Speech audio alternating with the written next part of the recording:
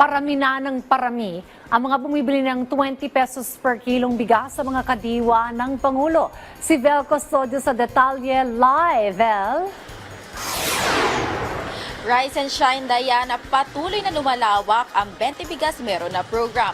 34 na kadiwa na Pangulo sites ang nagbibenta ng 20 pesos kada kilong bigas sa NCR at sa mga kalatig na lalawigan.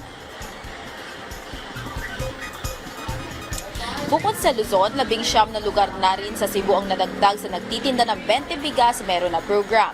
Nakatakda na rin palawakin pa ang programa sa iba pang mga lugar sa Visayas. Habang target namang paabutin na ang 20 Bigas Meron na program sa Mindanao sa July. Sa ngayon, available ito sa mga nasa miyembro sa vulnerable sectors kagaya ng miyembro ng 4Ps, senior citizen, may kapansanan at solo parent. Target naman ng Department of Agriculture na isunod na sa makikinabang sa programa ang mga nasa 15 milyong nasa lower income families na halos nasa kalahati na ng populasyon ng bansa. Pinag-aaralan pa ito ng Kagawaran ng Agrikultura. Bilang epekto ng pagbaba ng presyo ng bigas ng National Food Authority sa 20 pesos, nagsisilbi na itong market intervention. Ibig sabihin, nakatutulong ito para mahatak pababa ang presyo ng ibang rice varieties. Nagpapasalamat naman ang mga mamimili kay Pangulong Ferdinand R. Marcos Jr. sa pagtupad sa kanyang tungkulin at pangakong maibaba ang presyo ng bigas sa 20 pesos kada kilo.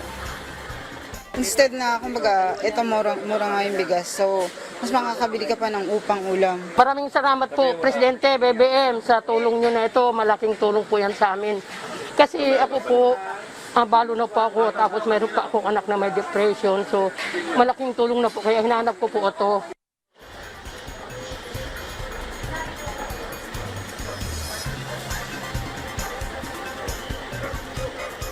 Dayan, isa itong kadiwa ng Pangulo Kiosk dito sa Kamuning Public Market sa mga maagang nagbukas at maaga ring pinilahan ng mga mamimili ng 20 pesos kada kilo na bigas. 13 na sacks ng NFA rice ang inanda ngayong linggo para maibenta ng 20 pesos. Balik sa iyo, Dayan. Maraming salamat, Vel Custodio.